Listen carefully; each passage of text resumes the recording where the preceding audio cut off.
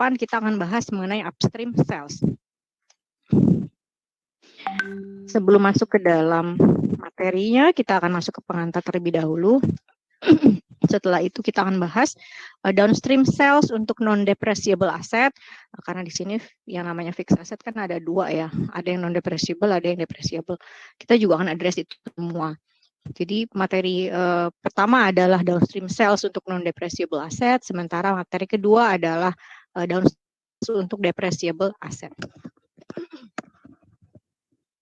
Oke, ini saya ingatkan lagi terkait dengan intercompany transaction.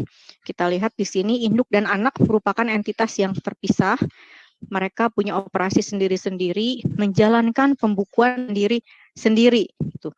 Mereka bisa bertransaksi dengan pihak eksternal karena punya operasi sendiri. Namun tidak menutup kemungkinan bahwa induk dan anak ini dapat melakukan transaksi di antara mereka yang dibuat dalam kotak nih. Ini yang disebut sebagai intercompany transaction.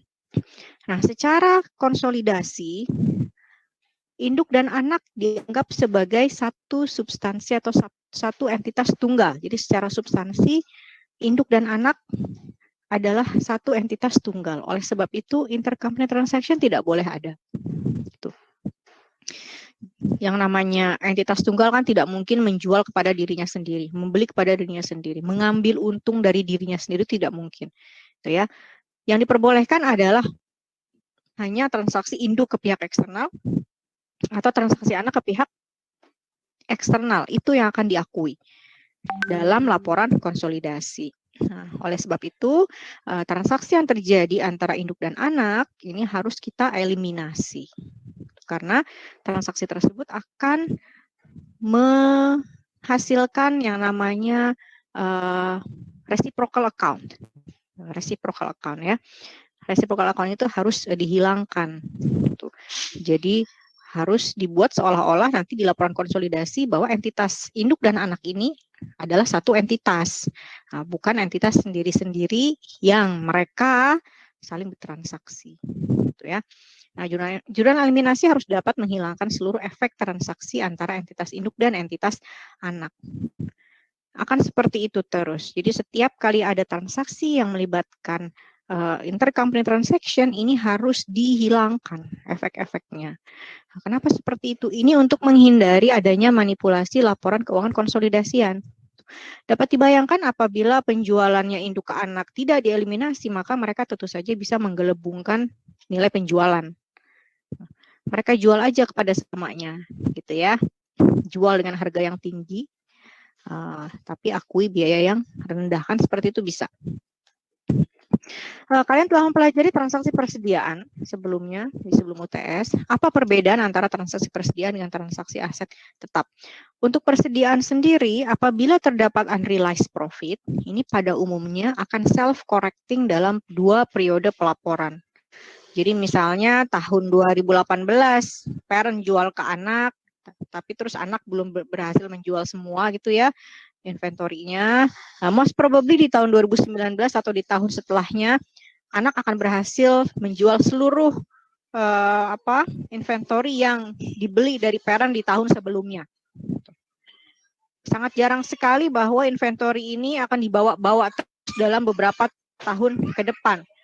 Karena nature dari inventory itu sendiri yang bisa mengalami keusangan maupun mengalami kadaluarsa. Oleh sebab itu turnover-nya kan nggak boleh lambat kalau untuk persediaan. Jadi secara umum unrealized profit dari transaksi persediaan antara induk dengan anak akan berhasil terrealisasi ya dalam 2 periode pelaporan. Gitu.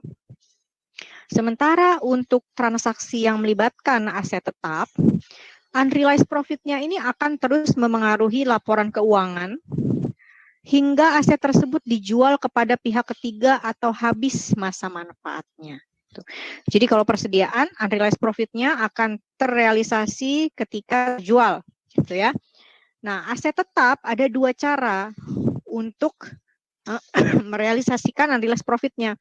Yang pertama, dengan cara dijual kepada pihak ketiga sama seperti persediaan. Dan yang kedua adalah dengan cara memanfaatkan aset tetap tersebut. Nah, jadi kalau bisa dimanfaatkan gitu ya, ini khususnya untuk depreciable asset ya. Kalau untuk non depreciable asset tidak seperti itu. Kalau untuk aset tetap yang sifatnya depreciable, contohnya equipment, building, nah ini tanpa dijual kepada pihak ketiga pun unrealized profit-nya lama-kelamaan bisa terrealisasi. Tuh. Yaitu ketika dia dimanfaatkan. Jadi terrealisasi bersamaan dengan didepresiasikan. Gitu kira-kira. Jadi itu bedanya antara bagaimana unrealized profit bagi persediaan dan unrealized profit untuk aset tetap. Sehingga dapat dilihat di sini ya, untuk aset tetap misalnya yang diperjualbelikan adalah bangunan yang masa manfaatnya cukup panjang. Nah, selama building tersebut belum dijual gitu ya, maka unrealized profit akan terus mempengaruhi laporan keuangan atau akan ada terus di laporan keuangan. Tuh. Namun ini akan ada pengakuan sedikit demi sedikit sampai nanti masa manfaatnya habis. Jadi memang bisa cukup panjang nih pengaruh unrealized profit ini di laporan keuangan. Oke, ini merupakan overview dari transaksi aset tetap. Seperti biasa kalau aset tetap ya ada jurnal di sisi penjual, jurnal di sisi pembeli. Ini penjualnya bisa siapa saja, bisa induk, bisa anak. Demikian pula pembelinya bisa induk, bisa anak. Namun di sesi kali ini kita akan mengadres bahwa yang menjual adalah induk karena kita membahas mengenai downstream transaction. Saat penjualan ini akan dicatat oleh penjual. Cash atau account receivable, fixed asset, dan on sale. Gitu. Oke. Nah, seandainya memang si aset tetapnya ini berupa depreciable asset, contohnya equipment, nanti akan muncul akumulasi depresiasi. Kan? Jadi cash, akumulasi depresiasi pada fixed asset, dan gain on sale. Kenapa jadi seperti ini? Oke. Gitu kira-kira. Nah, gain on sale ini merupakan perbedaan antara kas yang diterima atau proceed-nya dengan nilai buku. Sangat sensitif. Sorry. Dengan nilai buku. Tuh. Nah, sementara ini akan dicatat oleh jurnal di sisi pembeli atau yang dicatat oleh pembeli. Fixed asset pada cash. Nilai fixed asset ini merupakan nilai yang dia bayarkan kepada penjual, ya kan? Yang dibayarkan kepada penjual. Jadi kalau kita lihat nilai ini merupakan gabungan antara gain on sale dengan nilai buku si penjual. Jadi nilai buku aset tersebut di penjual ditambah dengan gain on sale yang diambil oleh si penjual. Maka ini akan diakui oleh si pembeli. Gitu. Efek dari intercompany sales semacam ini adalah yang pertama, muncul gain on sale atau loss on sale di buku penjual. Jadi kalau proceed-nya lebih kecil dari nilai buku, tentu saja akan muncul loss, bukan muncul gain. Nah, transaksi seperti ini memunculkan gain on sale atau loss on sale di buku penjual. Kalian ingat bahwa ketika kita membicarakan mengenai intercompany transaction, penjual dan pembeli adalah satu entitas. Jadi tidak mungkin dia mengambil untung dari dirinya sendiri atau dia menjual rugi ke dirinya sendiri. Oleh sebab itu, ini harus dieliminasi saat membuat laporan keuangan konsolidasi. Gitu.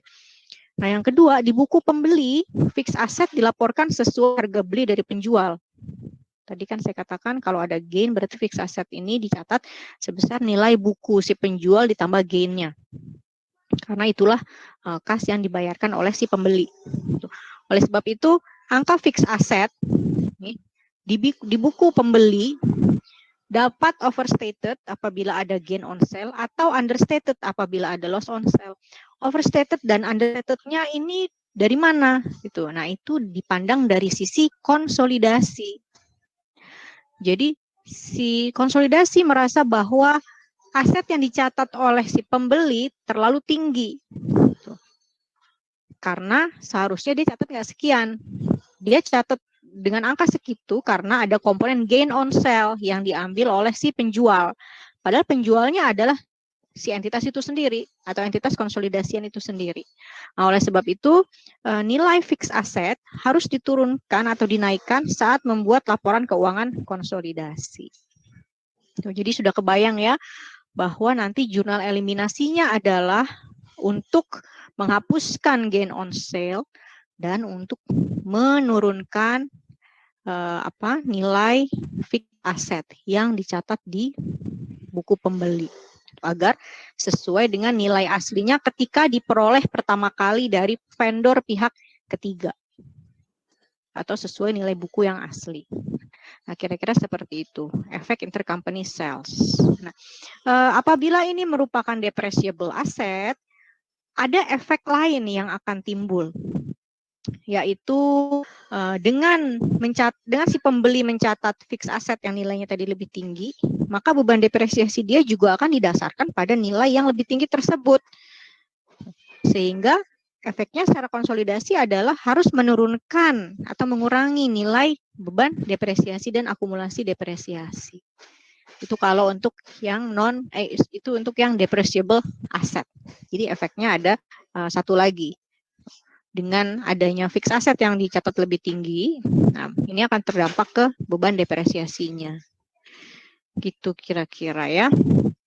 Ini aset tetap ada non-depreciable, contohnya tanah, depreciable, contohnya adalah bangunan, peralatan, mesin, dan lain-lain. Dan perlakuan atas unrealized profit dalam menyusun laporan keuangan konsolidasi akan berbeda. Kita akan lihat perbedaannya di mana. Sekarang kita akan masuk dulu untuk membahas downstream sales untuk non-depreciable asset. Ini jurnal ininya ya, jurnal eliminasi. Oke. Yang lengkap kurang lebih seperti ini udah biasa harusnya penyesuaian nilai investasi dan RE, lalu eliminasi saldo investasi dan ekuitas anak, ini sama persentase pemilikan dikali jumlah sisi debit, sama seperti yang kalian pelajari ketika membahas mengenai persediaan ya, lalu eliminasi dividen di cost method, sementara di equity method adanya eliminasi income from investment dan dividen. Nah, ketika ada intercompany transaction terkait dengan penjualan fixed asset, maka income from investment akan terdampak. Jadi cara menghitungnya adalah bagian laba PTS ditambah atau dikurangi bagian amortisasi, dikurangi adanya gain on sale yang tadi. Atau kalau ada loss on sale berarti dia akan ditambah loss on sale. Gitu.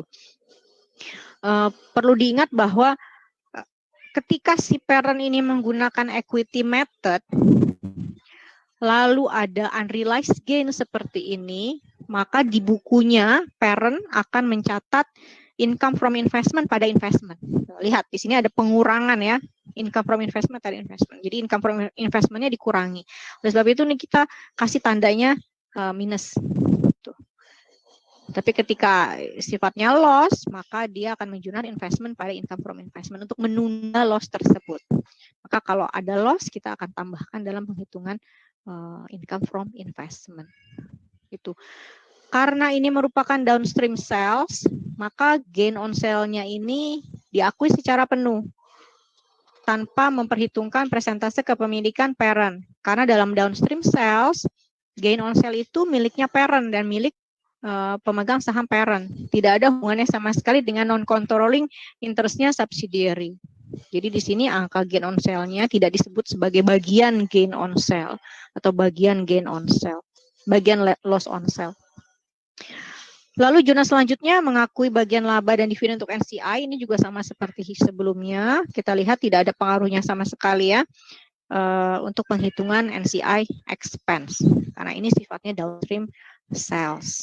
Jadi sama seperti konsisten dengan materi-materi sebelumnya, ketika downstream sales memang NCI tidak terdampak sama sekali. Lalu ini adalah jurnal tambahan untuk mengeliminasi efek penjualan tanah ke induk. Gain on sale tadi kita hapuskan, pada land diturunkan nilainya. Tuh. Ini untuk menetralisir atau menghilangkan efek penjualan tanah dari induk ke anak, di mana tadi induk dia ada gain dalam penjualan tersebut. Ketika si induk mengakui gain, maka tanah yang diakui oleh subsidiary akan lebih tinggi daripada yang seharusnya. Nah, maka tanah nilainya harus diturunkan. Sehingga jurnal seperti ini, gain on sale pada land. Sama seperti equity method, sama seperti cost method, jurnal di equity method juga sama, seperti itu. Ini adalah jurnal untuk tahun ketika jual beli tersebut terjadi. Ini tahun jual beli tersebut terjadi. Nah, untuk tahun selanjutnya atau subsequent years, apabila tanahnya belum terjual ke pihak ketiga, saat si parent menggunakan cost method, dia akan mencatat seperti ini eliminasinya. RE pada land. RE pada land, lalu kalau pakai equity method, dia akan catat investment in PTS pada land. Jadi selama tanahnya masih terus dimiliki oleh subsidiary, maka jurnal eliminasi akan ada kayak gini terus. Gunanya apa? Mengkredit RE itu adalah untuk menurunkan RE-nya subsidiary, RE-nya parent yang dianggap terlalu besar dengan adanya unrealized gain tersebut, gitu ya. Lalu land diturunkan, tadi kalian sudah tahu kenapa seperti itu. Tuh. Oke, land diturunkan karena nilainya dianggap terlalu tinggi yang dicatat oleh subsidiary. Lalu ketika tanah sudah terjual kepada pihak ketiga, jadi di saat berhasil menjual tanahnya ke pihak ketiga nih subsidiary, maka jurnal eliminasinya yang dibuat adalah seperti ini. RE pada gain on sale. Nah, kenapa di sini mengkreditkan gain on sale? Ini adalah untuk mengakui gain on sale yang sebelumnya ditunda. Tuh. Untuk mengakui gain on sale yang awalnya ditunda. Nah, kalau pakai equity method, jurnalnya adalah investment in PTS pada gain on sale. Nah, itu jurnal eliminasinya terkait dengan efek penjualan tanah dari induk ke anak, baik di tahun ketika penjualan itu terjadi maupun di tahun-tahun selanjutnya. Sampai sini apakah sudah cukup jelas?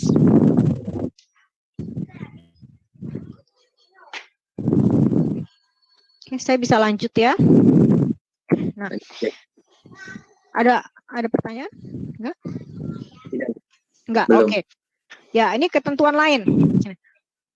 Tadi ketika tanahnya sudah terjual ke pihak ketiga, maka income from investment pada jurnal C dalam metode ekuitas akan ditambah dengan gain on sale. Jadi tadi di tahun ketika dia dilakukan penjualan, angka income from investment-nya dikurangi dengan unrealized gain on sale. Nah, di subsequent year ketika tidak ada lagi, ketika tanah masih di hold gitu ya, angka income from investment nggak diapa-apain. As is aja. Ya. Tapi nanti ketika tanah yang sudah kejual kepada pihak ketiga, maka unrealized gain yang awalnya tadi diakui dengan mengurangi income from investment akan memiliki efek menambah income from investment di tahun saat tanah tersebut terjual. Perlu diingat ketika parent pakai equity method dan ada unrealized gain, tadi dia catat income from investment pada investment, ya kan? Nah, saat tanah ini berhasil dijual, artinya dia sudah bisa merealize gain-nya, maka dia akan catat investment pada income from investment. Dia balik jurnal yang dulu dia pernah bikin untuk menunda gain on sale-nya. Nah, oleh sebab itu, di tahun tersebut juga angka income from investment akan ditambah dengan gain on sale. Tuh ya, ini kurang lebih begini. Nah, apabila transaksi penjualan ini mengakibatkan adanya loss on sale, bukannya gain on sale, maka efeknya pada jurnal eliminasi akan dibalik. Jadi kalau ada loss ya dibalik aja efeknya gitu ya. RE atau investment yang awalnya di sisi debit jadi di sisi kredit. Land yang awalnya di kredit menjadi di sisi debit. Karena kalau ada loss on sale, artinya si subsidiary mencatat land-nya itu terlalu rendah. Tuh. Tidak seperti perolehan ketika pertama kali dari pihak ketiga. Padahal seharusnya kalau menurut sudut pandang konsolidasi, land dicatat berdasarkan harga perolehannya dari pihak ketiga. Oleh sebab itu, ketika ada kasus loss on sale, maka land harus dinaikkan angkanya agar mencerminkan berapa perolehan dia dari pihak ketiga dulu. Lalu gain on sale akan diganti dengan loss on sale. Nah, apabila land tidak memiliki nilai lagi sehingga pembeli menghapusnya, maka jurnal di buku anak akan begini. Anak akan catat loss on land pada land. Sementara jurnal eliminasinya adalah RE pada loss on land kalau pakai cost method, atau investment pada loss on land kalau menggunakan equity method. Gitu. Di sini di jurnal eliminasi ini fungsinya adalah untuk mengurangi angka loss on land yang awalnya dicatat oleh si anak. Anak ini kan mencatat land-nya terlalu tinggi. Oleh sebab itu angka loss yang diakui ketika dia menghapus nilai tanah itu juga lebih tinggi daripada yang seharusnya. Oleh sebab itu di jurnal eliminasi ini angka loss on land-nya akan dikurangi. Tuh. Untuk mencerminkan bahwa sebetulnya angka loss-nya tidak sebesar itu dari sudut pandang konsolidasi. Kita masuk ke ilustrasi agar lebih mudah memahami. Di awal 2018, P membeli 90% saham S senilai 270.000, di mana ekuitas S pada saat itu terdiri dari capital stock sebesar 200.000 dan RS 100.000. Ini kalau dihitung-hitung tidak ada diferensial atau excess value ya. Di tahun 2018, S melaporkan net income 70.000 dan membagikan dividen 20.000. Di tahun 2018 juga, P menjual tanah ke S seharga 50.000. Tanah ini dulunya dibeli P dengan harga 40.000. Nah, ini ilustrasinya. P awalnya membeli tanah dengan harga 40.000, lalu di 2018 dia jual ke S dengan nilai 50.000. Nah, berapa gain yang diakui oleh si P? 10.000. 10.000 ya. Ini gainnya adalah 10.000. Nah, tapi ini kan kalau dari sudut pandang konsolidasi tidak ada. Tuh. Karena kita lihat si subsidiary belum menjual tanah tersebut kepada pihak ketiga. Nah, maka di sini gain on sale akan ditunda hingga anak menjual tanah tersebut kepada pihak ketiga. Kelihatan di sini ya bahwa dengan adanya transaksi seperti ini artinya si anak akan mencatat land sebesar 50.000. Padahal seharusnya land dicatat dengan nilai 40.000. Tuh. Jadi secara konsolidasi nilai tanah ini adalah 40.000, yaitu sesuai harga beli si parent pertama kali ke pihak ketiga. Jadi kelihatan bahwa nilai tanah yang dicatat oleh si subsidiary lebih tinggi sebesar 10.000. Oleh sebab itu nanti ketika membuat jurnal eliminasi untuk menghilangkannya, kita akan bikin gain on sale pada land sebesar 10.000. Jurnal itu bukan hanya untuk menghapus angka gain on sale, tapi juga untuk mengkoreksi nilai tanah agar sesuai dengan nilainya secara konsolidasian. Oke, ini adalah penghitungan income from investment dan investment in PTS dengan menggunakan equity method.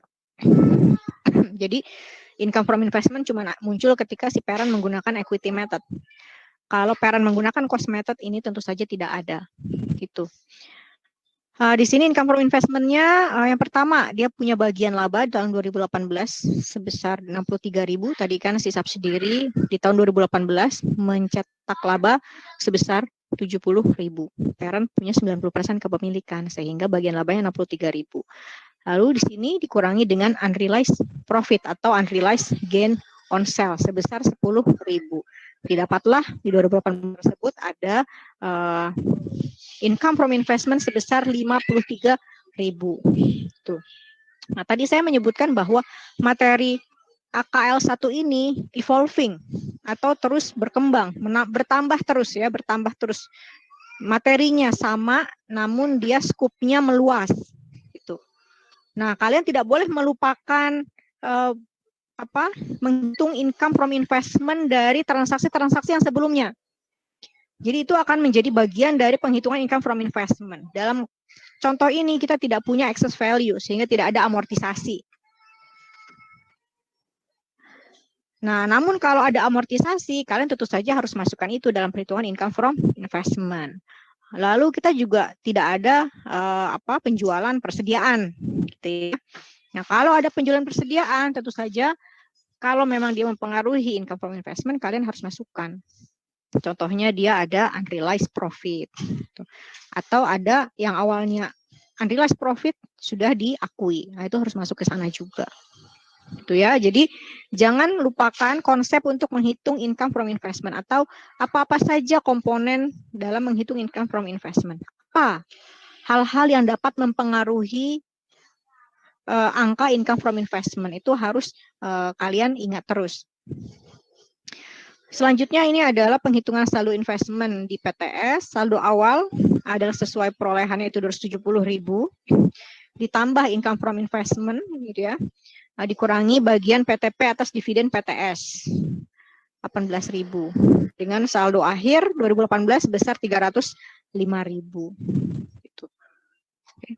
Ini kalau pakai equity method. Kalau pakai cost method, tentu saja nilai investment akan di hold di angka 270.000. Dan tidak ada angka income from investment. Yang ada adalah dividen income yang 18.000 ini. Oke, ini ada jurnal eliminasi secara lengkap. Karena ini adalah tahun pertama eliminasi, tahun pertama akuisisi, maka tidak ada jurnal penyesuaian RE dan investment. Jurnal A adalah untuk mengeliminasi saldo investasi dan ekuitas PTS. Tuh. Lalu ini eliminasi dividen. Ya, seperti biasanya di cost method adanya dividen income, maka itu yang harus kita hapus. Lalu kalau di equity method, kita menghapus income from investment. Angka income from investment itu kita dapatkan dari penghitungan di slide sebelumnya. Atau kalau mau dihitung lagi tidak masalah. Tinggal 90% dikali 70.000 ini merupakan bagian dari laba. Dikurangi gain on sale. Ingat, ini adalah downstream sales. Maka seluruh gain on sale merupakan punyanya parent. Jadi perlu dikalikan dengan persentase kepemilikan. Lalu kita akui bagian laba dan dividen untuk NCI. Nah, di sini juga harus diperhatikan bahwa ketika downstream sales, NCI expense-nya ini tidak terpengaruh sekali dengan adanya gain on sales yang ditunda tersebut. Jadi ini murni hanya terkait dengan laba yang dibukukan oleh subsidiary. Jadi 10% dikali 7.000, dapatlah 7.000 ya. Lalu jurnal selanjutnya efek penjualan tanah PTP ke PTS. Jurnalnya sama untuk cost method dan equity method. Gain on sale pada land sebesar 10.000. Jurnal ini saya ingatkan kembali berfungsi untuk pertama menghilangkan gain on sale atau untuk menunda gain on sale. Yang kedua adalah untuk mengkoreksi nilai tanah agar kembali ke nilai awal ketika dia diperoleh dari pihak ketiga. Nah, melanjutkan ilustrasi sebelumnya, misalnya di tahun 2020 tanah tersebut dijual oleh S kepada pihak ketiga senilai 65.000. Jadi beli di tahun 2018 ya. Kita tahu di 2018 jurnal eliminasi terkait dengan efek penjualan tanah adalah gain on sale pada land.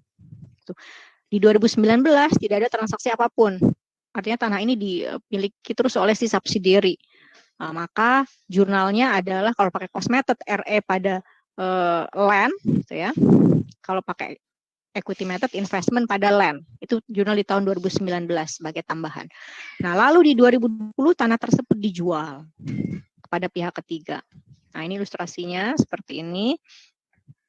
Oke. Ini parent awalnya beli 40.000, dijual ke anak 50.000. Anak menjual ke pihak ketiga 65.000. Berapa gain yang diakui oleh anak?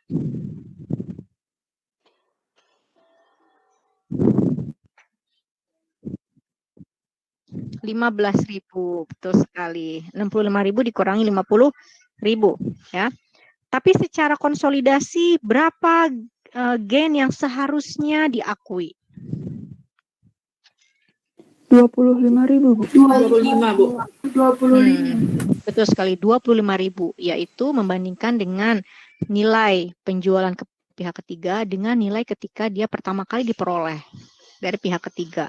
25.000 ya. Oke. Jadi secara konsolidasi nilainya 25.000. Tapi ingat, yang dicatat oleh anak baru 15.000 gitu. Maka di sini ketika nanti membuat jurnal eliminasi, kita harus meningkatkan angka gain on sale-nya. Gitu ya. Nah, ini adalah jurnal untuk meningkatkan nilai gain on sale tersebut. Sekaligus mengakui unrealized profit yang awalnya ditunda. RE pada gain on sale sebesar 10.000. Kalau ini dia di dalam kertas kerja akan muncul begini. Awalnya S mengakui tadi 15.000 ya, sesuai dengan yang kalian katakan 15.000. Namun dikonsolidasi dia nilainya seharusnya 25.000.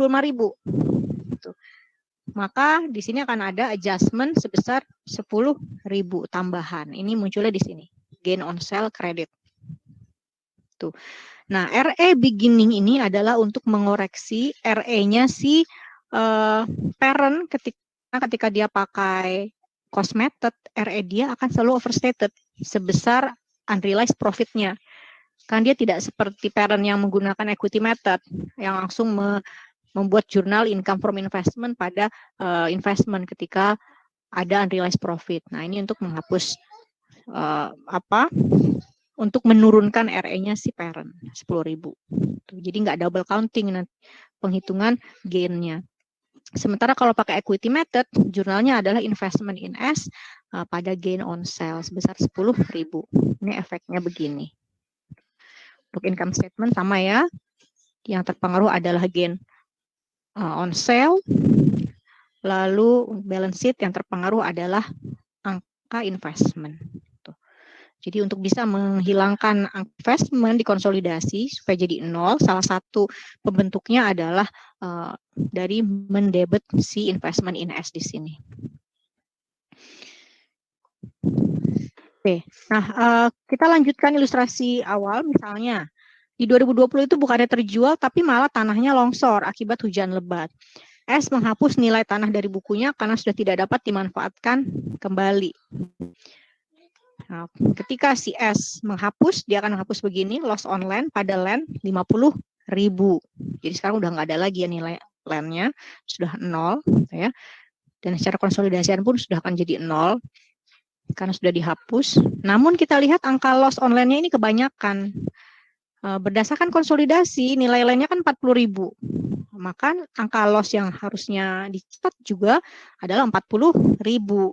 Namun karena di bukunya subsidiary sudah ada 50.000, maka akan dibuatkan jurnal eliminasi seperti ini. Kalau pakai cost method, dia RE pada loss on land sebesar 10.000. Sementara di equity method, dia jurnalnya investment pada loss on land sebesar 10.000. Nah, angka ini akan sesuai dengan nilai on sale yang pertama kali diakui oleh penjual. Gitu. Oke, sampai sini apakah ada pertanyaan?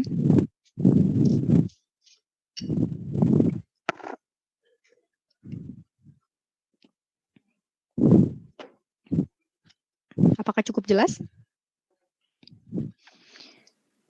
Sepertinya cukup jelas. Cukup jelas ya. Untuk tanah sebenarnya tidak ada masalah ya. Nah, dia tidak ada depresiasi, maka ya begitu-begitu aja gitu, nilainya juga tidak akan terlalu banyak bervariasi. Nanti yang jadi masalah adalah ketika kita membahas depreciable asset karena akan lebih kompleks dengan adanya depresiasi. Oke, kita lanjut sekarang ke depreciable asset untuk downstream sales.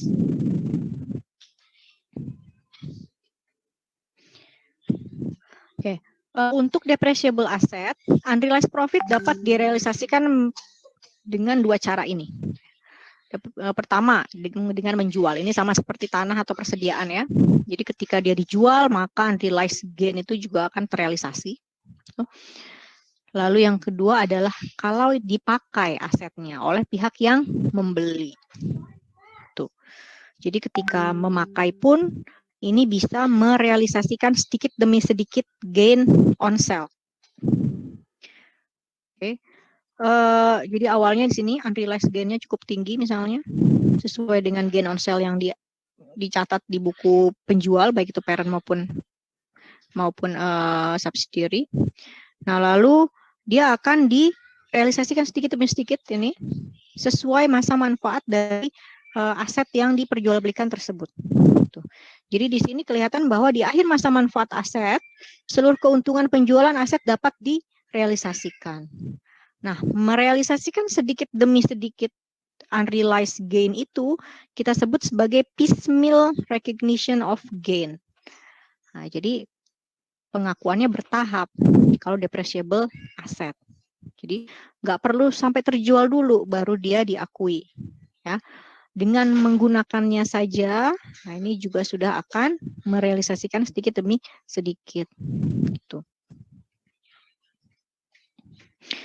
Ilustrasinya kurang lebih seperti ini. Di tahun 2018, P menjual peralatan ke S seharga 45.000. Perolehan peralatan adalah 32.000 dengan akumulasi penyusutan 12.000. Sisa masa manfaat mesin 5 tahun. Tidak memiliki nilai sisa dan depresiasikan menggunakan metode garis lurus. Nah, dari problem di sini kita bisa mengetahui atau menyimpulkan bahwa book value dari peralatan ini sendiri adalah 20.000, yaitu 32.000 dikurangi 12.000. Nah, sementara dia jual ke S dengan harga 45.000 sehingga ada unrealized gain sebesar 25.000. Itu ya, ini unrealized gain-nya 25.000. Ini adalah jurnal terpisah untuk mencatat intercompany transaction di buku induk saat penjualan seperti ini. Cash, akumulasi depresiasi, equipment, dan gain on sale. Lihat di sini akumulasi depresiasi dan equipment di sini mencerminkan nilai bukunya ya 20.000 tadi, sehingga ada gain on sale-nya 25.000. Nah, yang diakui oleh anak adalah equipment-nya sebesar harga belinya dia yaitu 45.000. Jadi kelihatan di sini berdasarkan konsolidasi harusnya nilainya adalah 20.000. Tapi anak mengakui 45.000. Nah, kelebihan ya, tentu saja nantinya harus diturunkan dengan bantuan jurnal eliminasi. Nah, yang selanjutnya di akhir tahun anak akan sudah mulai mendepresiasikan equipment tersebut. Nah, ini adalah jurnal eliminasi, jurnal depresiasi yang dicatat oleh anak di bukunya. Karena tadi nilai equipment-nya 45.000 dan masa manfaatnya 5 tahun, maka anak akan mencatat beban depresiasi per tahun senilai 9.000. Namun berdasarkan konsolidasi atau berdasarkan sudut pandang konsolidasi, karena tadi nilai bukunya adalah 20.000, maka seharusnya beban depresiasinya adalah 4.000, yaitu 20.000 dibagi 5. Tuh. Oke. Nah, di sini kita lihat dari sudut pandang konsolidasi tidak ada gain on sale yang diakui pada saat penjualan aset tetap. Tidak mungkin sebuah entitas mendapatkan gain dari dirinya sendiri. Lalu nilai equipment yang dilaporkan terlalu tinggi. Tadi sudah kelihatan ya. Kalau buku anak mencatat yang 45.000, padahal seharusnya yang dicatat adalah 20.000. Lalu nilai depreciation expense dan accumulated depreciation terlalu tinggi. Nah, tadi kelihatan juga bahwa anak mencatat depresiasi sesuai cost yang dia bukukan, cost yang dia catat 45.000. Nah, nilainya ini terlalu tinggi kalau dari sudut pandang konsolidasi. Oke, untuk akhir tahun 2018, jurnal eliminasinya akan seperti ini. Pertama, dihapuskan gain on sale dan diturunkan nilai equipment-nya ini untuk mencapai nilai yang sebenarnya ya. Jadi angka secara consolidated seharusnya equipment-nya 20.000 nih, 20.000. Tapi subsidiary catatnya 45.000. Nah, maka akan ada di sini kredit sebesar 25.000. Lalu gain on sale si parent catat 25.000. Di sudut pandang konsolidasi seharusnya 0. Oleh sebab itu akan ada debit gain on sale sebesar 25.000. Gitu ya. Yang selanjutnya ini eliminasi selisih lebih depresiasi. Tadi subsidiary catat beban depresiasinya dan akumulasi depresiasi sebesar 9.000. Namun secara konsolidasi seharusnya nilainya 4.000, yaitu 20.000 dibagi 5. Nah, maka di sini harus disesuaikan 5.000. Gitu. Oke, nah terkait dengan selisih lebih depresiasi ini, kalian harus betul-betul memperhatikan kapan peralatan tersebut atau depreciable asset tersebut diperjualbelikan oleh si parent ke anak atau oleh anak ke parent. Karena itu akan mempengaruhi berapa angka yang akan dieliminasi di tahun pertama. Kalau memang dia jual belinya dilakukan awal tahun, itu artinya subsidiary atau pembeli sudah mendepresiasikan selama 1 tahun penuh. Nah, jadi ya udah setahun aja gitu. Perbedaannya pun atas setahun.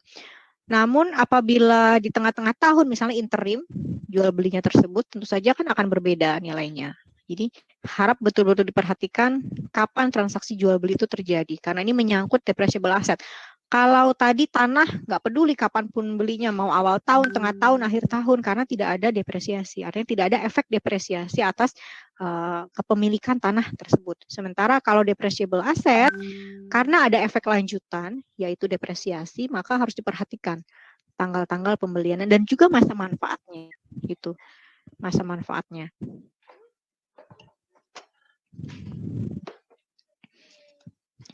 Nah, setahun kemudian atau akhir 2019, ini adalah jurnal eliminasinya. Oke. Ini yang disebut sebagai piecemeal gain recognition. Kita lihat ya. Awalnya tadi gain on sale yang dihapus adalah 25.000. Tuh. Di tahun selanjutnya sudah tidak ada lagi penghapusan gain on sale. Ya. Karena gain on sale itu tentu saja akan ditutup ke return earning. Jadi untuk mengkoreksi return earning tahun sebelumnya, ya kita akan mendebet return earning. Namun tidak sebesar angka gain on sale. Tuh. Kenapa? Karena sudah berapa 1 tahun tadi kan? Tahun 2018 sudah berlalu, ini artinya sudah ada keuntungan yang boleh diakui. Maka return earning yang dikoreksi hanya sebesar 20.000 saja, bukan 25.000. Karena di sini RE-nya si parent dianggap overstated hanya 20.000, bukan 25.000. Karena 5.000 ini sudah diakui di 2018 atau di akhir 2018. Ini dimasukkan ke akumulasi depresiasi ya, equipment tetap diturunkan 25.000. Kita lihat sebenarnya efek dari akumulasi depresiasi yang didebet di sini dan equipment adalah nilai equipmentnya sendiri diturunkannya 20.000 sebetulnya, ya. Sebetulnya diturunkannya sebesar 20.000. Makin lama nih akan makin tambah nih, RE-nya akan semakin turun, yang dihapus atau yang dikurangi, akumulasi depresiasinya akan semakin meningkat. Sementara nilai equipment-nya akan sama saja. Tuh. Kalau kalian bertanya gimana Bu cara nyari angka 5.000 yang diakui? Tadi kan gain-nya ada 25.000 ya. 25.000 langsung saja dibagi dengan masa manfaatnya, yaitu bagi 5. Jadi tiap tahun akan diakui 5.000, 5.000, 5.000 sampai masa manfaatnya habis. Gitu. Lalu jurnal kedua di akhir tahun 2019 adalah untuk mengkoreksi kembali beban depresiasinya. Jurnalnya sama seperti tahun sebelumnya, karena tahun sebelumnya juga sudah diakui secara penuh depresiasinya kan. Jadi nilainya di sini sama-sama 5.000. Akumulasi depresiasi pada depreciation expense. Ingat ini untuk menurunkan angka depresiasi, gitu ya. Karena si subsidiary catat itu 9.000, padahal angka yang seharusnya dari sudut pandang konsolidasi adalah 4.000. Tadi saya katakan ini merupakan jurnal untuk mencatat nilai peralatan yang sebenarnya dan piecemeal recognition of gain. Nah, di 2020 ya, jurnal akan begini, kita lihat ya. Nilai RE yang dihapus semakin turun lagi. Jadi awalnya gain on sale 25.000, lalu di tahun selanjutnya RE 20.000, tahun depannya lagi RE 15.000. Oke. Jadi RE yang diturunkan nilainya tidak sebesar gain on sale yang awal tadi. Karena memang sudah diakui sedikit demi sedikit gain on sale-nya. Jurnal depresiasi masih sama seperti itu. Akumulasi depresiasi pada depreciation expense sebesar 5.000. Jurnal eliminasinya seperti ini kalau penjualan di awal tahun ya. Nah, ini biasa jurnal eliminasi seperti yang kalian ketahui. Oke, nah ini lihat. Kalau penjualan terjadi di awal tahun, maka income from investment dicatatnya seperti ini. Bagian laba PTS ditambah atau dikurangi dengan bagian amortisasi. Kalau ada excess value ya. Dikurangi unrealized gain on sale, ditambah piecemeal recognition of gain. Jadi misalnya awal tahun 2018 dijual peralatan. Akhir 2018 dihitung angka income from investment. Ini sudah berjalan 1 tahun. Maka selain dia mengurangi gain unrealized gain on sale secara penuh tadi, ditambah dengan piecemeal recognition of gain karena sudah berlalu 1 tahun tadi. Gitu. Jadi misalnya di sini gain on sale-nya 25.000, lalu piecemeal-nya 5.000, maka di sini bagian laba PTS ditambah atau dikurangi bagian amortisasi dikurang 25.000 ditambah 5.000. Nah, itu penghitungan income from investment. Ya, di tahun saat ada penjualan. Gimana untuk tahun selanjutnya, Bu? Nah, nggak perlu lagi dikurangi unrealized gain on sale. Langsung saja ditambah saja dengan piecemeal recognition of gain. Jadi tahun-tahun selanjutnya kita tidak perlu lagi mengurangi dengan unrealized gain on sale. Yang kita lakukan adalah menambah dengan piecemeal recognition. NCI tidak terpengaruh sama sekali karena ini downstream sales. Lalu eliminasi efek penjualan aset tetap induk ke anak. Nah, ini gain on sale pada depreciable fixed asset account. Tadi kalian sudah mengetahui ya, gain on sale pada pada equipment gitu misalnya, atau gain on sale pada building. Lalu yang selanjutnya eliminasi efek depresiasi aset tetap. Ini untuk mengkoreksi beban depresiasi yang dicatat terlalu tinggi oleh subsidiary karena memang subsidiary mencatat nilai depreciable asetnya lebih tinggi daripada yang seharusnya. Ingat, ini kalau penjualannya awal tahun. Nah, di tahun-tahun setelahnya, jurnalnya akan seperti ini. Ya. Mengembalikan aset tetap ke nilai buku, piecemeal recognition of gain, dan menyesuaikan nilai depresiasi. Nah, ini. Ini piecemeal, ini kalau pakai cost method, larinya ke RE beginning. Kalau pakai equity method, dia larinya ke investment in PTS. Ingat, ini piecemeal ini adalah atas yang diakui di tahun sebelumnya. Jadi seandainya pembelian di 2018 misalnya, lalu kita membuat jurnal 2019, nah, baru muncul piecemeal-nya, nah, baru muncul yang ini. Tuh. Oke. Ini untuk piecemeal yang tahun sebelumnya. Misalnya tahun 2018 diakui 5.000. Berarti di sini RE-nya yang dikurangi adalah 20.000. Akumulasi depresiasi 5.000, depreciable fixed asset-nya 25.000. Gitu. Ya. Ini atas piecemeal tahun sebelumnya. Lalu eliminasi efek depresiasi aset tetap ini biasa. Kalian harusnya sudah cukup paham ya.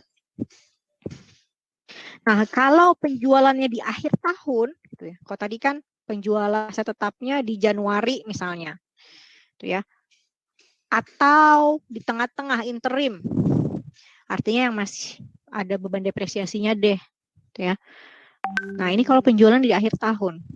Kalau penjualan di akhir tahun, ini ketika mencatat atau mengeliminasi income from investment, penghitungannya tidak perlu ditambah dengan piecemeal recognition of gain untuk tahun tersebut karena belum didepresiasikan, gitu ya, belum didepresiasikan. NCI ini sama saja. Nah, satu-satunya jurnal yang ada untuk menghapus efek penjualan aset tetap adalah gain on sale pada depreciable fixed asset account. Tidak ada jurnal untuk mengkoreksi depresiasi. Ingat, ini penjualan akhir tahun, artinya subsidiary yang baru menerima aset itu juga belum mendepresiasikannya. Jadi konsisten ya, piecemeal-nya tidak ada, depresiasinya tidak ada.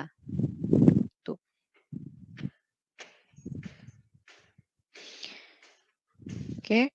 Jurnal eliminasi pada tahun di mana terdapat transaksi penjualan akhir tahun tidak memperhitungkan piecemeal gain atau loss recognition karena aset belum didepresiasi. Juga tidak ada koreksi beban depresiasi karena si subsidiary sebagai pemilik baru belum mendepresiasikan aset tersebut.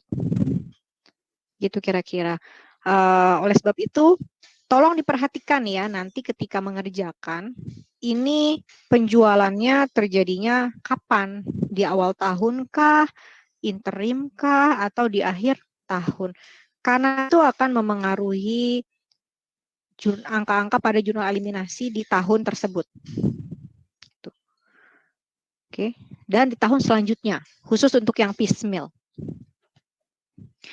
Nah, jika terjadi loss bukannya gain, ya, jurnal eliminasi E dan F pada tahun transaksi akan berubah menjadi ini, dibalik aja tadi. Awalnya kan gain on sale pada depreciable fixed asset. Ini jadi loss on sale, awalnya gain on sale pada depreciable asset, ini jadi depreciable asset pada loss on sale. Dan eliminasi efek depresiasi aset tetapnya juga dibalik. Yang tadinya kita kurangi angka beban depresiasi dan akumulasi depresiasinya, ini malah ditambahkan. Karena ketika si parent jual loss kepada subsidiary, berarti subsidiary mencatat nilai aset tetap tersebut lebih kecil daripada perolehan awal si parent. Padahal kalau berdasarkan sudut pandang konsolidasi, nilai aset tetap tersebut seharusnya pakai nilai perolehan yang tadi, yang lebih tinggi, sehingga angka depresiasinya pun harus dinaikkan. Nah, efek-efek pada tahun setelah transaksi ya seperti ini, dibalik aja ya. Tinggal dibalik saja kalau dia loss. Kita masuk ke ilustrasi komprehensif.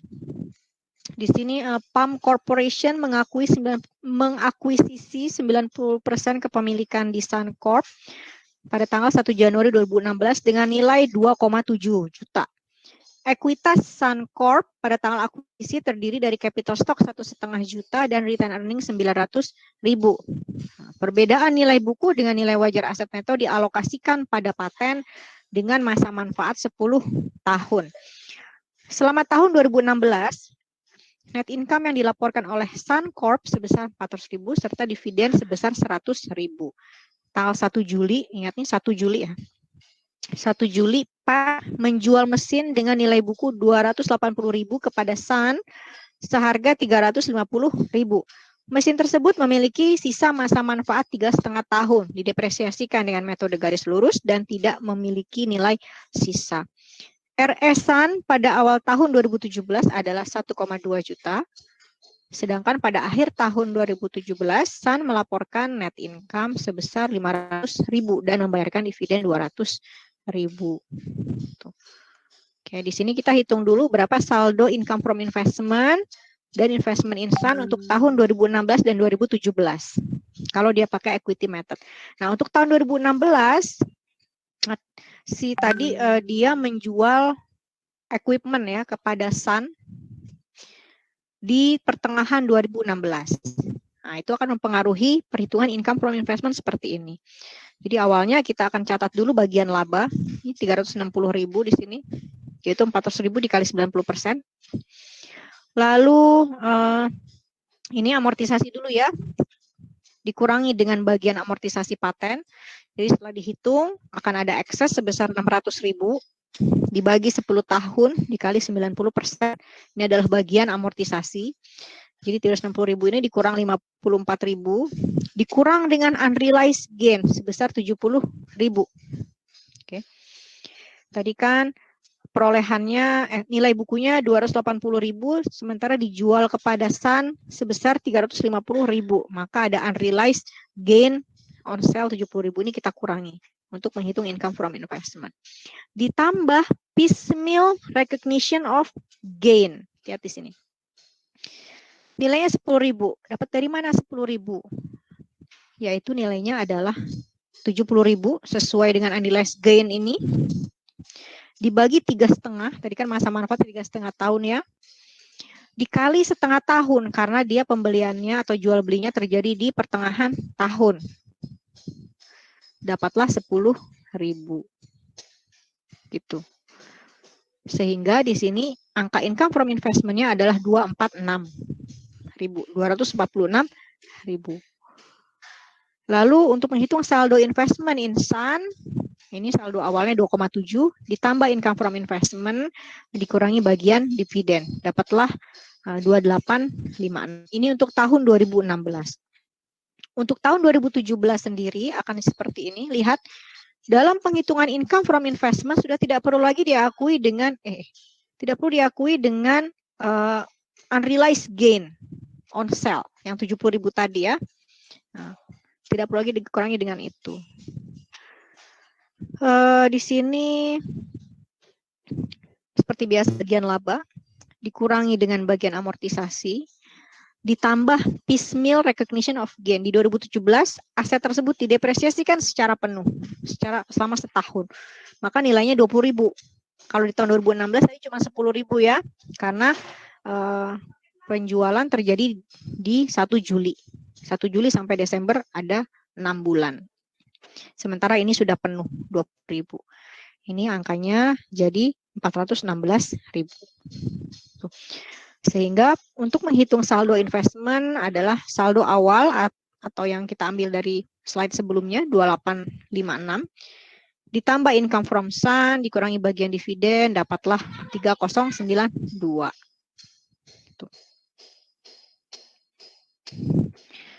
NCI perhitungannya seperti ini. Bu, izin bertanya, Bu. Ya, silakan. Tadi di bagian amortisasi patennya itu 600.000 dari mana? Bukannya seharusnya 300.000.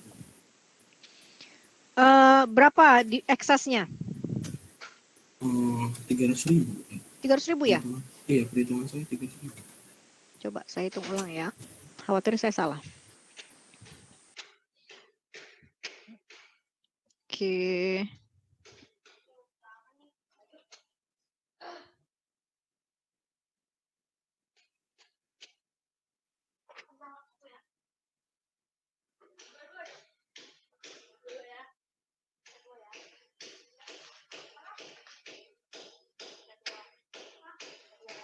Rp600.000 kok. Betul? Kan 2,7 dibagi 0,9. Untuk mendapatkan nilai totalnya kan? Dapatkanlah 3 juta. Sementara nilai ekuitasnya 1,5 ditambah 900. Gimana? Iya benar. Betul ya? Iya. Ya. Ya, 600.000 ya jadinya. Ada lagi pertanyaan?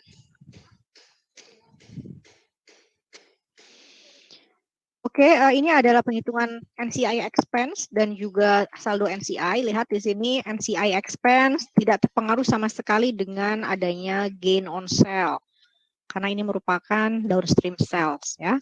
Jadi satu-satunya yang pengaruhi NCI expense adalah amortisasi paten yang merupakan bagiannya si NCI, yaitu 10%-nya.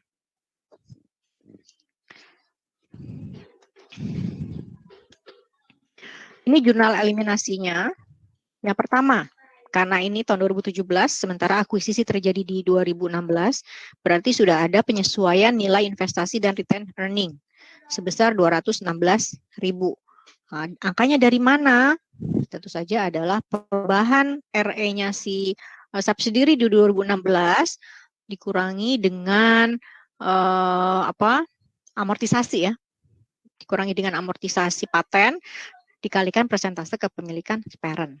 Atau shortcut-nya ya, saya sudah pernah ajarkan, ya enggak? Ini shortcut-nya. Ini untuk yang B, nilai 2916 didapatkan dari 90% dikali total angka debit. Total angka debit. Dapatlah 2916. Kalian mengetahui bahwa kalau parent menggunakan cost method, maka nilai investment yang dicatat oleh parent akan selamanya 2,7, yaitu sesuai dengan nilai perolehan. Nah, angka 216 ini dapat kalian peroleh juga dengan cara mengurangkan 2916 di jurnal ini dengan 2,7. Angkanya 216 ya. Dan angka ini akan terus bertambah. Lalu yang C, eliminasi dividen. Seperti ini biasa saja. Lalu eliminasi bagian laba induk kalau pakai equity method, ini angka income from investment-nya didapatkan dari penghitungan di 2 slide sebelumnya. Untuk 2017 tadi didapatkan hasil 416.000. Ini ngitungnya adalah bagian labanya bagian laba dari anak dikurangi bagian amortisasi ditambah piecemeal gain recognition.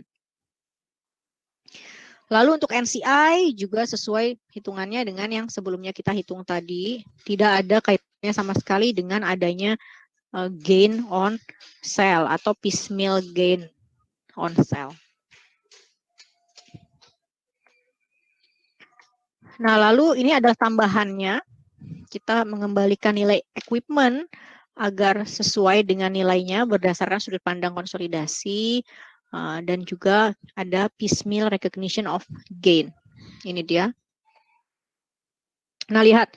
Piecemeal yang ini, meskipun ini untuk 2017, piecemeal-nya bukan piecemeal dari 2017, tapi piecemeal dari 2016. Kamu lihat di sini, yang disesuaikan adalah angka RE beginning. RE beginning 2017. Berarti itu adalah atas kejadian-kejadian di 2016. Nah, di 2016 tadi sudah ada piecemeal recognition of gain, tapi kan baru setengah tahun. Karena penjualan asetnya terjadi di 1 Juli 2016. Oleh sebab itu, piecemeal-nya ya atas 2016. Gitu. Sehingga di sini RE yang dikurangi adalah gain on sale yang 70.000 tadi dikurangi 10.000. 10.000 sudah diakui selama tahun 2016. Jadi sini 60.000 ya. Nah, ini akumulasi depresiasinya 10.000 dan equipment-nya 70.000. Jadi ini meskipun untuk 2017 tapi piecemeal-nya dari tahun sebelumnya ya. Ini harap diingat. Karena di sini kita berusaha menyesuaikan angka RE beginning-nya si parent. Tadi angka RE beginning-nya ketinggian. Tapi ketinggiannya tidak sebesar gain on sale karena di 2016 sendiri sudah mulai ada depresiasi dari aset tetap tersebut. Nah, sehingga sudah juga ada pengakuan sedikit demi sedikit dari gain on sale. Lalu jurnal selanjutnya adalah menurunkan nilai depresiasi tahun 2017. Di tahun 2017 depresiasi sudah dilakukan secara penuh selama 1 tahun. Maka jurnalnya adalah akumulasi depresiasi pada depreciation expense sebesar 20.000. Sebesar 20.000. Ya. Kalau untuk 2016 tadi kan baru separoh, ini berarti angkanya 10.000 saja. Tapi untuk 2017 karena memang sudah berjalan 1 tahun penuh depresiasinya, maka nilainya 20.000. Oke, sampai sini apakah ada pertanyaan?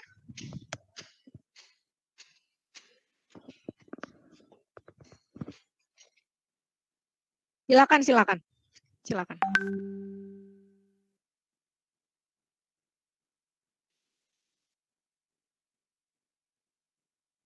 Enggak masalah, bisa. Boleh aja.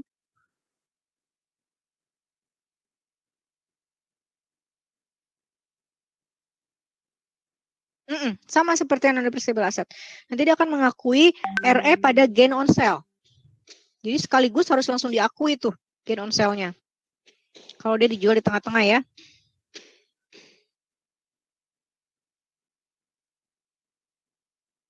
Apanya? Nilai? Iya, betul. Betul. Jadi kan urutannya adalah depresiasi dulu, baru dapatkan berapa nilai bukunya, ya kan?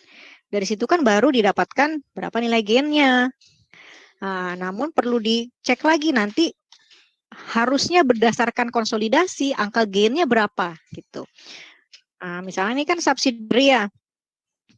Subsidiary jual ke pihak ketiga, gitu kan? Nah, di sini berarti subsidiary ketika dia akan menghitung gain on sale, dia akan mendepresiasikannya dulu, ya enggak? Untuk mengetahui berapa nilai bukunya. Setelah nilai bukunya diketahui, baru dia akan catat gain on sale-nya.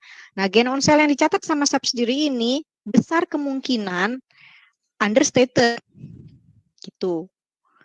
Karena kalau berdasarkan konsolidasi seharusnya Tidak dihitung begitu, tapi dihitungnya adalah dari ketika pertama kali aset tersebut dibeli dan didepresiasikan. Ini harus dihitung ulang nanti berapa nilai gain on sale berdasarkan konsolidasi. Oke. Selisihnya akan dicatat di jurnal eliminasi. RE pada gain on sale. Seandainya memang gain on sale-nya kurang banyak. Gitu.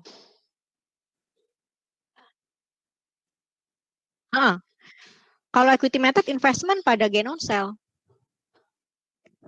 Gitu. Nah, lalu untuk jurnal depresiasi ini, nah ini juga bisa jadi ada koreksinya apabila memang si subsidiary menjualnya di tengah-tengah tahun. Ya kan?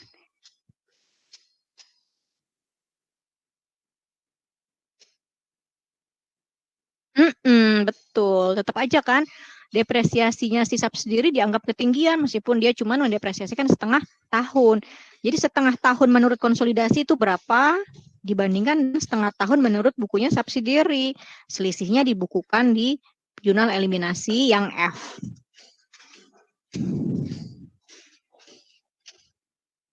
Oke, sama-sama. Ya, ada lagi pertanyaan?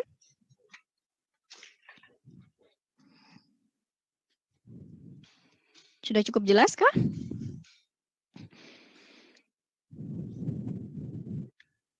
Oke, saya rasa sudah cukup jelas materinya. Mungkin nanti akan banyak pertanyaan ketika kalian mengerjakan latihan.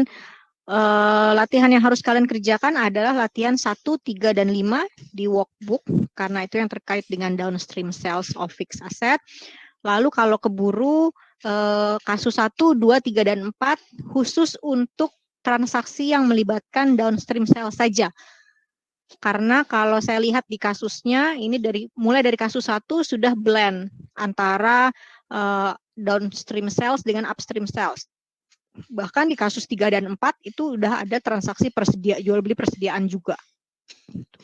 Tapi untuk sesi sekarang silakan kerjakan atau buat jurnal eliminasi khusus untuk downstream sales of fixed asset saja. Oke, karena tidak ada pertanyaan lagi, saya rasa untuk sesi online saya cukupkan sampai di sini. Kita akan bertemu kembali di WhatsApp group. Terima kasih atas kehadirannya dalam sesi online. Terima kasih, Bu. Terima kasih, Bu. Terima kasih, Bu.